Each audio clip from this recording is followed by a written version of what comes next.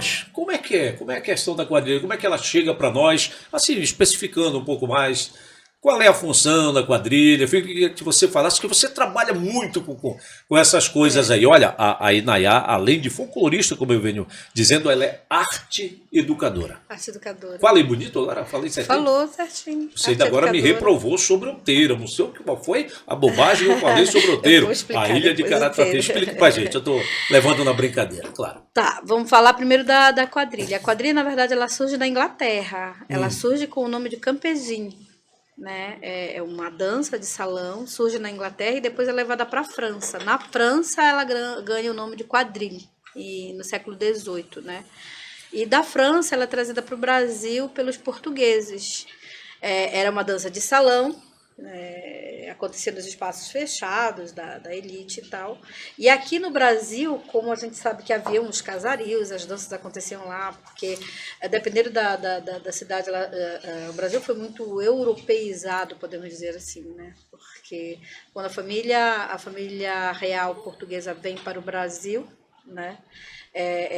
Todo o colono brasileiro que tinha um pouquinho mais de posição social, não pelo poder aquisitivo, porque não era necessariamente, a riqueza não era dinheiro, a riqueza era posses de terra, né?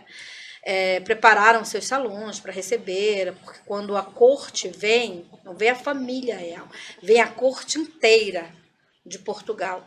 Algumas famílias brasileiras foram obrigadas, inclusive, a ceder suas casas para essas famílias que vieram da Europa. E com eles vêm trazendo as tradições. Lá de Portugal, da França para Portugal e de Portugal para o Brasil, com a quadrilha. Então, os passos da quadrilha, alguns ainda são ditos num francês esdrúxulo, né? Que seria o Anarrier, a Levantou, e ela vem e acontece nos salões das famílias mais ricas, mas depois a própria comunidade, os empregados, as pessoas que trabalhavam, o povo mais humilde, observa a dança e traz para os seus festejos, né? Já colocando um pouco desse sotaque abrasileirado nosso. A quadrilha que a gente vê hoje em dia, na contemporaneidade, ela é muito diferente daquela quadrilha que se dançava antigamente. Qual seria, assim, Hoje elas são coreografadas, são coreografias realmente, que fazem desenhos e tudo mais, de forma, desenhos geométricos. Até porque tem os concursos também. Exatamente, né? Existem os quesitos, que hoje eu não estou muito atualizada dos quesitos que são colocados, porque muda muito dependendo de qual é a instituição política que está cuidando. Eles regulamentam, vamos dizer assim. Regulamento. Né? Fazem Então você tem passos que são obrigatórios, outros nem tanto, mas se você olha as quadrilhas, você vai ver que todas elas são muito semelhantes na questão dos passos, né? E quando você vai olhar para o passado, quando você vai ver as quadrilhas como que eram, que tinha a grande roda, tinha o túnel, o desenho deles não eram desenhos geométricos. Hoje a gente observa as quadrilhas muito com esses desenhos geométricos, que fazem o triângulo, fazem os círculos, a forma de entrada, elas entram e se organizam para começar a dançar. As quadrilhas de antigamente, isso antigamente é um passado recente, vamos dizer assim. Até mais ou menos os anos 2000, início dos anos 2000, as quadrilhas ainda não tinham muito daquelas quadrilhas tradicionais, que elas já entravam nos terreiros, chama terreiros, né? Os terreiros para dançar, já entravam dançando. E traziam com ela as danças típicas, no caso do estado do Pará, traziam a presença das danças típicas daqui. Então, elas traziam o carimbó, elas traziam o retumbão, elas traziam o xote.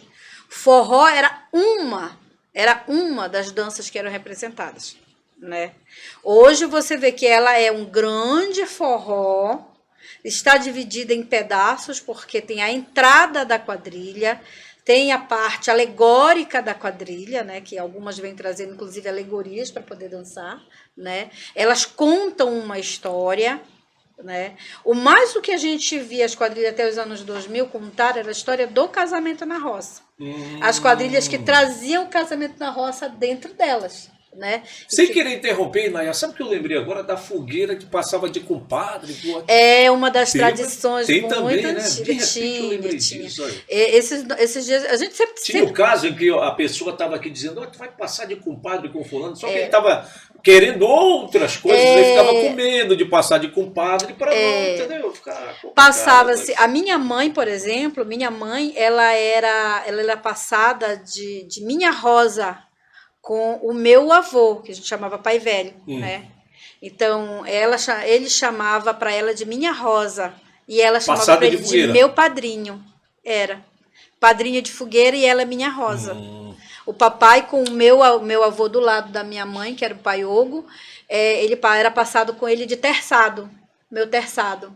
Então eles tinham muito isso. As mulheres passavam de minha Fantástico, rosa, né? minha comadre, minha filha, minha irmã, minha flor, meu vestido, minha saia, minha nágua, Meu cachorro. meu já vi. cachorro. E os homens era Pega. meu terçado, meu cacete, meu facão, minha peixeira. Entendeu? Tinham essas coisas, entendeu? Hoje em dia pouco você vê as pessoas trazerem. E por que isso? Porque antigamente as pessoas era muito comum você ter famílias inteiras morando num determinado espaço, num Isso. terreno. Isso lá no Outeiro a gente encontra muito ainda, né? Falando especificamente da minha área lá, do meu local de fala, Fale. que é o Outeiro. Lá tem muitos locais ainda que são, na verdade, às vezes, são 10 casas, todos parentes de uma mesma família. Entendeu? Casam com outras pessoas, mas são assim, tipo, meu irmão casou com o tio do fulano, eles acabam ali, o patriarca e a matriarca da família acabam cedendo terreno para os filhos, para as noras, para os sobrinhos, às vezes um irmão que mora junto e tudo mais. Então tem as suas casas. Antigamente, lá por volta até os anos 70, 80, aqui no estado do Pará, na região de Belém, região metropolitana de Belém, haviam essas comunidades de quase só famílias.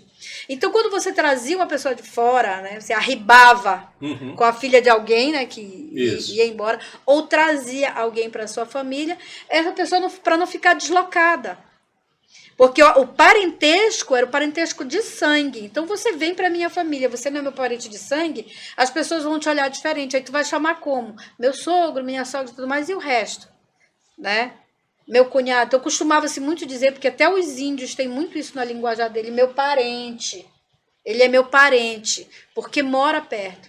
Então, eles acabavam... Essa era uma forma de estreitar mais ainda o relacionamento.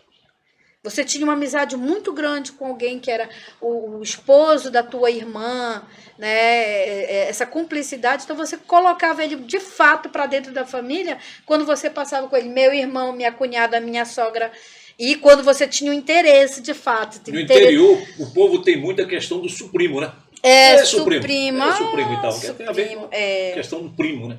o primo, é meu primo, meu É parente, do primo, meu parente. Então, aí, se, por exemplo, você estava interessado na irmã do teu amigo, vamos passar de cunhado, era uma forma de já estar intencionalizando essa tradição.